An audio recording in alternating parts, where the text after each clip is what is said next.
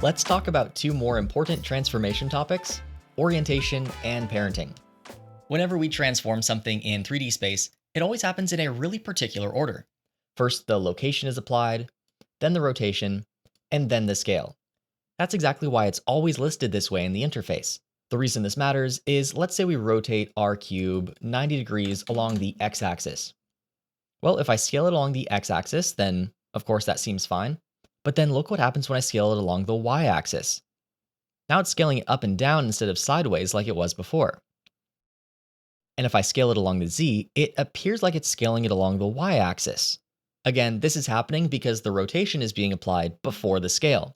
And we can actually see this visually and work with it a lot more intuitively if we switch over to our Move tool. Then head over to the 3D View header, and in the drop-down where it says Global, switch the transform orientation from global to local. Now our transform axes are aligned with the rotation of our object. And as I rotate my object around, the axes are going to follow. You can think of global orientation as the true north, south, east, and west of 3D space, whereas the local orientation is like a right, left, up, or down relative to each object. I often like to work using local space because it makes some transformations way easier. For example, let's go ahead and add a cylinder instead of this cube. I'll hit Delete, Shift A, Mesh, and Cylinder. I'll move it up a little bit, and then I'll rotate it along the x-axis by hitting R and then X. Now, if I want to scale this lengthwise so that it stretches out a little bit more, but the top and bottom remain perfect circles, well, then I can just go to my Scale tool and scale it along its local z-axis. Or I can hit S and Z. That worked perfectly. However, if I switch from local back to global, I actually can't do that transformation. If I scale it along the Z, of course that'll distort it. If I scale it along the Y, that gets distorted. There's no way to scale it in that more intuitive way, unless of course we switch back to local. When we transform something using our hotkeys, it's always going to default to whatever transform orientation we have set up here.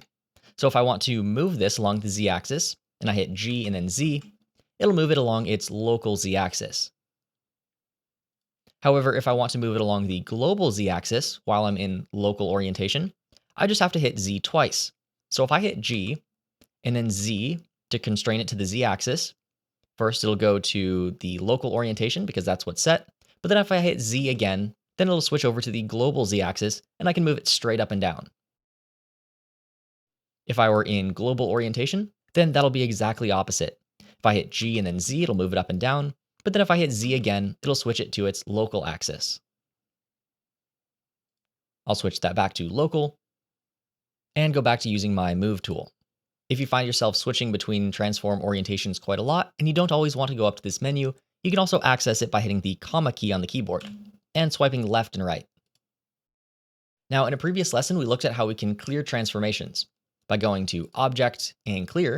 In this case, I'll clear the location and bring it back to 0, 0, 0. But instead of just clearing, we can also apply transformations such that the object remains visually the same, but the object's transformations go back to their default. For example, if I move this cylinder off to the side again and then go to Object and Apply Location, now it's in the same spot, but the origin, where it's transformed from, has been brought back to the world center. We'll talk a bit more about the origin in a later video, but for now I'll just go ahead and Ctrl Z and undo that. But I'll show you another place where this might be useful.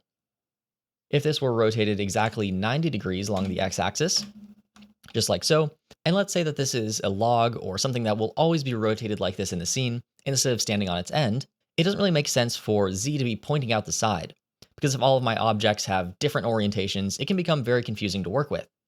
So to align this back to the world, I can go to Object, Apply, and Apply Rotation. Now the Z-axis is pointing straight up, and if I wanted to scale it along its length, I can then do that using the Y-axis, which is now aligned with the world. I can also get to that menu by hitting Ctrl A. Again, that's Ctrl A for Apply. If you're coming from another app like Maya, you might know this as freezing transformations. It's the exact same thing. Now, all transformations in Blender are according to a reference point. So if I set the location to 0, 0, 0, then it's going to appear exactly at the world origin.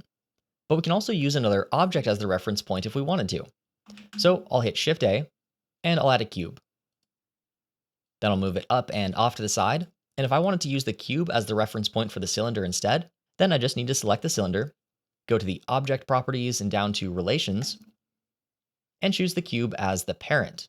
Now the cylinder has jumped straight over to the cube, and let's just say we want to move it on top of the cube like so. Nothing appears to be that much different, except when I select the cube and start moving it around, now the cylinder always follows it along. And in fact, when I rotate the cube, or scale it, the cylinder is going to inherit all of those transformations. Now, nothing that I do to the cylinder will affect the cube, so it's only a one-way relationship. If I want to get rid of that relationship, then I just need to go to the Relations panel under Parent and click the little X. Now, as I do that, you'll notice that the numbers in the Transform panel haven't changed at all. I'll just hit Ctrl Z and undo that and go back and forth a few times, and you'll see that those numbers aren't changing. It's just that those numbers are now in relation to something else, in this case the world origin or the cube. But all of that jumping around can be a little bit annoying sometimes, so if you want to do this in a little bit more of an intuitive way, then you can do it in the 3D viewport. I'll go ahead and clear out my cylinder there, and I'll also clear my transformations just by hitting Alt-R and Alt-S.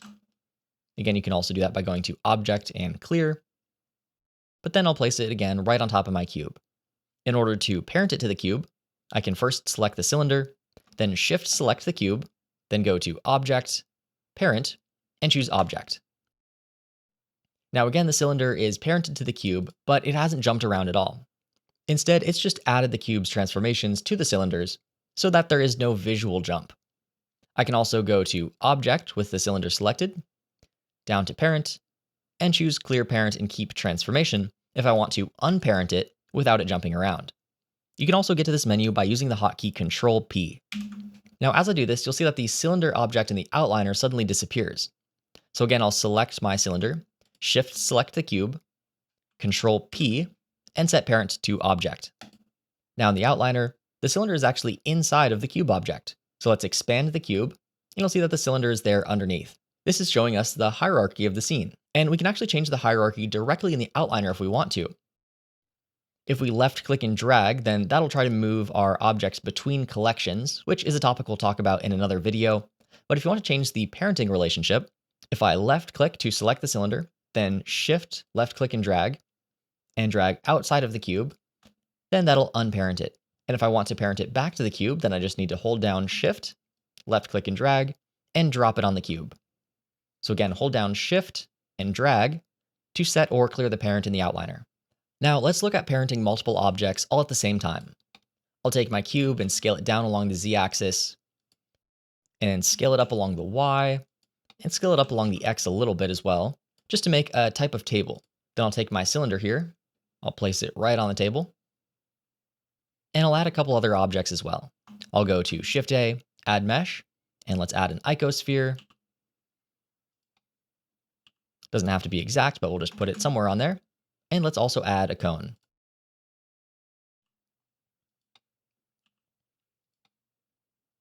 Great. Now let's say that as I move my table around, I want all of these objects to come with it. First, let's try to do that with a properties editor like we did at the beginning.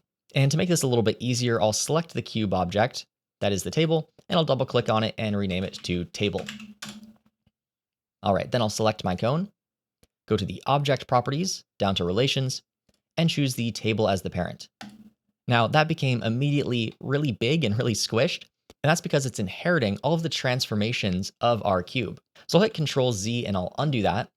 And we could either do one of two things. First, we could do this in the 3D view by selecting our cone and then shift selecting our table, then going to Object, Parent, and Object, just like so. And if we do things in the 3D view like that, it won't jump around. Or I'll Ctrl Z to undo that. We could also apply the scale of our cube, because that stretched out scale is what was also being applied to the cone. Now if I go to Object, Apply, and Scale, that'll set it back to 1, 1, 1. And now if I take my cone and set the table as the parent, then it might jump around because the object's origin isn't 0, 0, 0, but now it's no longer being stretched about. So that's just another example of a situation in which applying transformations might be helpful. But for now, let's just do things in the 3D view so we don't have to worry about that. First, I'll select all of the objects that I want parented to the table, and then select the table last. We're doing it in this specific order because the last object that we select is going to be the active object, and that's going to be the one that's set as the parent. So sometimes it's confusing to remember which one to select first or last, But in this case, when we're setting the parent, remember that the active object is always going to be the parent, and you can select as many objects to parent to it as you want. So then let's select those 3 objects and then the table last, then go to Object, Parent, and Object. Great, now as I move the table around, everything else follows with it. You can even have as many layers of parenting as you'd like. For example, if I select my cone here, and then Shift select my cylinder, Ctrl P and set parent to Object, I'll go to the Redo panel and turn on Keep Transform there. That way it doesn't jump around. Now as I move my table, everything else follows with it. But then if I move my cylinder, the cone also follows with that. Now, if you're just starting out with 3D, I don't expect you to need to make a bunch of parenting relationships or any crazy complex hierarchies right away. However, I do want you to be aware that there is a scene hierarchy, that you can organize your objects this way if you want to, and that there's a difference between global and local orientations. So before you move on to your next lesson, practice parenting at least a couple times and practice switching between global and local space.